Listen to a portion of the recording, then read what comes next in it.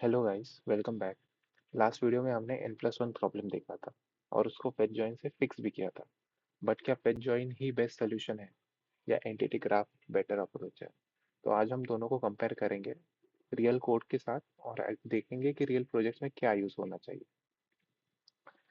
हमारे पास क्या है, एक यूज़र करके एंटिटी है जिसका वन टू मैनी रिलेशनशिप है ऑर्डर के साथ, और रिलेशन टाइप क्या है हमारा, लेजी।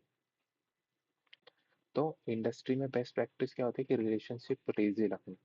बिकॉज क्या होता है कि हमें अननेसेसरी डेटा लोडिंग भी नहीं चाहिए।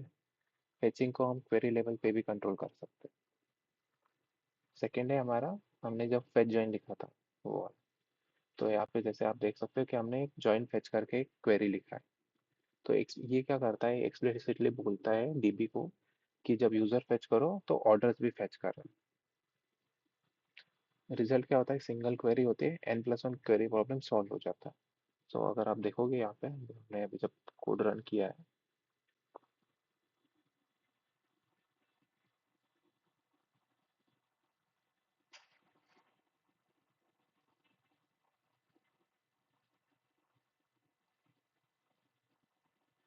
जैसे ही हम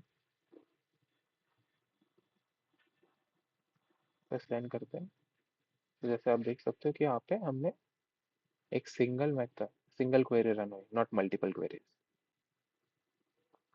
ये होता है हमारा फेच ज्वाइन करना।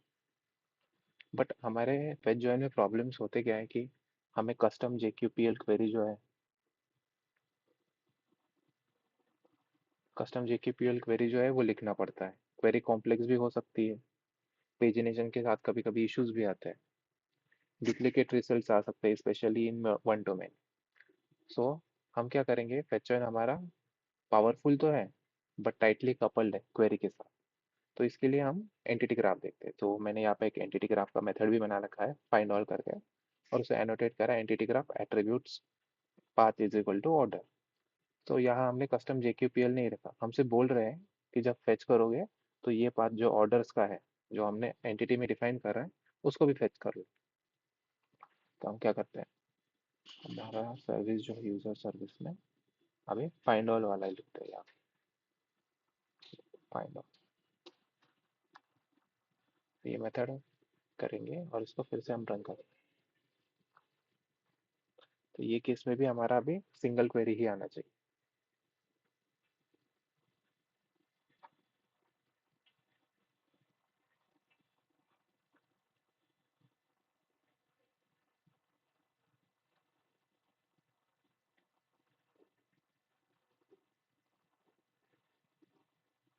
ठीक, यहाँ पे जैसे आपने देखा कि एक सिंगल क्वेरी ही आया है हमारा, मल्टीपल क्वेरीज नहीं। और इंटरनली उसने क्या किया कि जॉइन क्वेरी यूज कर लिया है। तो यहाँ पे हमने जब एंटिटी ग्राफ यूज करा तो हम डेटाबेस को सिर्फ बोल रहे थे कि इस मेथड के लिए ऑर्डर भी फेच कर लो, दैट्स इट। इसका एडवांटेज ये है कि हमारा कोड क्लीनर रहता है, रिलेबल रहता है, और रिपोजिटरी कोड में वैसी नहीं दिखती। और एंटिटी ग्राफ क्वेरी को मॉडिफाई नहीं करता, ये जब फेच प्लान को चेंज कर लेता है। हमारा मेन कंपैरिजन, मेन डिफरेंस क्या है ये एंटिटी ग्राफ और फेच जॉइन की में, कि हमारा जो फेच जॉइन है उसमें आपको कंट्रोल मिल जाता है कि आपको क्या फेच करना है, कितना फेच करना है। कॉम्प्लेक्स अगर क्वेरीज हो तो उसमें बहुत अच्छे से काम करता है। पेजिनेशन ब्रेक तो हो सकता है, बट ये इसका एक डिसएडवांटेज है। वेरएस वो क्वेरी हैवी भी होता है, हमें हर जॉइन फेच के लिए हमें क्वेरी लिखना पड़ता है। बट वेरएस हमारा जो एंटिटी ग्राफ है वो क्या है, हमारा क्लीनर वर्जन है, मेंटेन करने के लिए भी इजी है, और सिंपल अगर फेच करना है सिर्फ ऐसे ही ऑर्डर से फेच करना है या फिर कुछ ऐसा सिंपल इजी एसोसिएशन है, मल्टीपल जॉइंस नहीं है अंदर के अंदर, तो हम इसे यूज कर सकते हैं। और हमारा स्प्रिंग डेटा मेथड्स के साथ तो एकदम इजीली सिंपली यूज होता है। तो सबसे पहले हम देखते हैं कि कब कौन सा यूज करना चाहिए, फेच जॉइन कब यूज करना है और एंटिटी ग्राफ कब यूज करना है। तो फेच जॉइन कब हमें, जब कॉम्प्लेक्स क्वेरीज लिखनी, कस्टम डेटा लिख चाहिए, तब हम फेच जॉइन यूज करेंगे। या फिर हमारे को मल्टीपल जॉइंस चाहिए हो।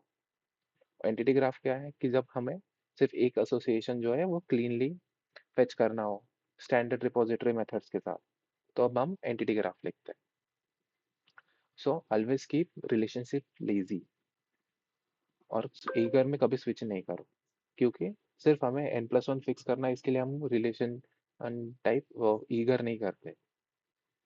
कभी कभी ईगर के साथ हमारा लोड भी बढ़ जाता है। मोस्ट ऑफ द केसेस में जो अननेसेसरी डेटा है वो भी फेच हो जाता है। इसके लिए हम इधर फेच जॉइन या फिर एंटिटी ग्राफ यूज कर सकते हैं। हाँ, ये दोनों पावरफुल टूल्स है, लेकिन करेक्ट चॉइस डिपेंड करता है हमारे यूज केस पे। सो हम नेक्स्ट वीडियो में Kafka integration in real backend projects देखेंगे।